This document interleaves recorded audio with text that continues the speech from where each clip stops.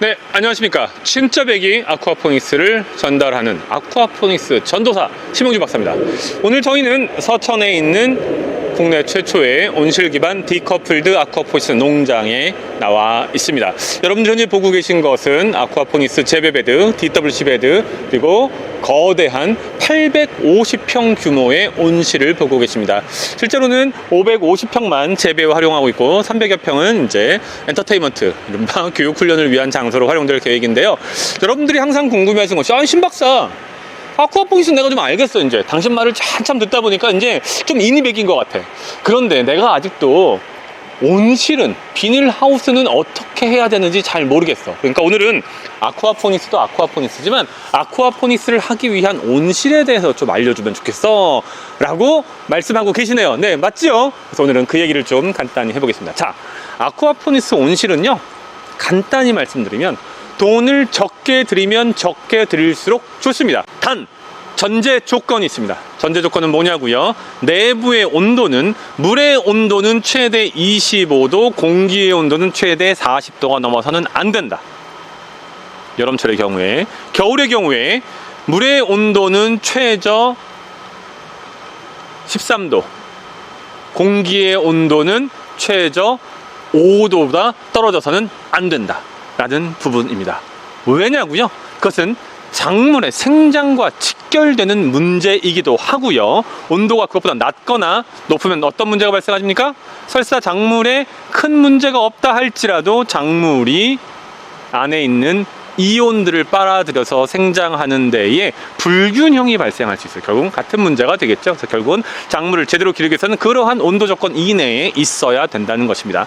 여러분들 물론 자금이 아주 많다면 지금 보고 계신 것처럼 거대한 높이가 거의 7, 8m 정도 되는 온실을 만들 수 있습니다. 이런 온실은 위쪽으로 뜨거운 공기가 뜨기 때문에 아래쪽에서는 온도가 비교적 선선하게 유지되고요.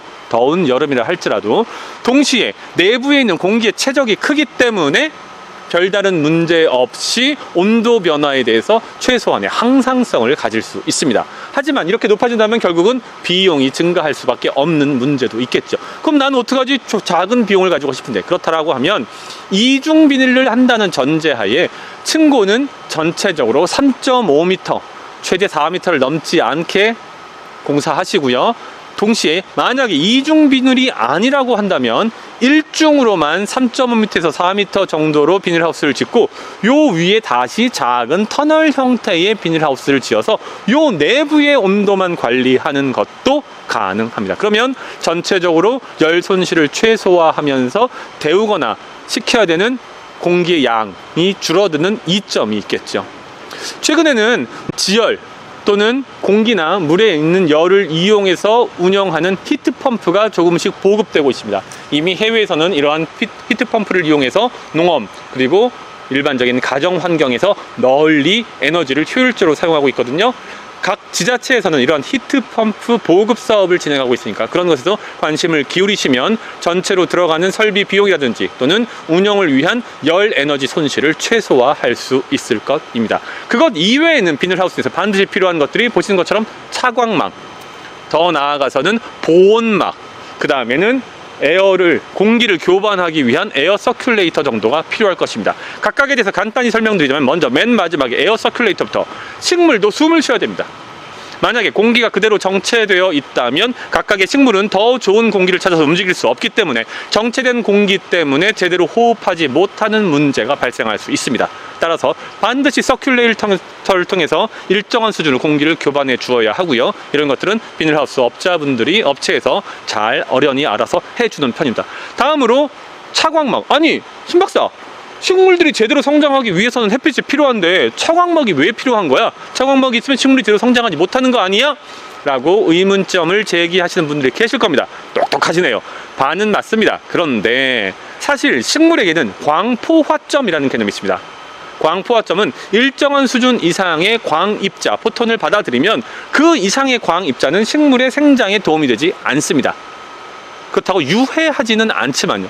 그러면 그냥 놔두면 되지. 굳이 왜 가리는 이유는 내부의 온도를 통제하기 위해서입니다.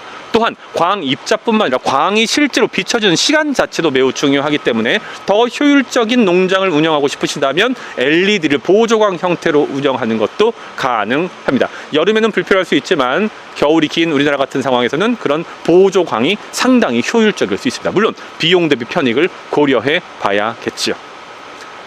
아쿠아포닉스를 위한 비닐하우스, 특별히 대단한 기술이나 무언가 놀라운 것이 필요하진 않습니다. 하지만 지속가능 농법이라고 하는 아쿠아포닉스의 특성을 고려하여서 들어가는 비용을 최소화하고 특히 운영 비용을 줄이는 것이 성공의 관건일 것입니다. 이상 서천 디커플드 기반 아쿠아포닉스 농장에서 심용주 박사였습니다. 진짜 배기 아쿠아포닉스요? 저희가 도와드립니다. 감사합니다.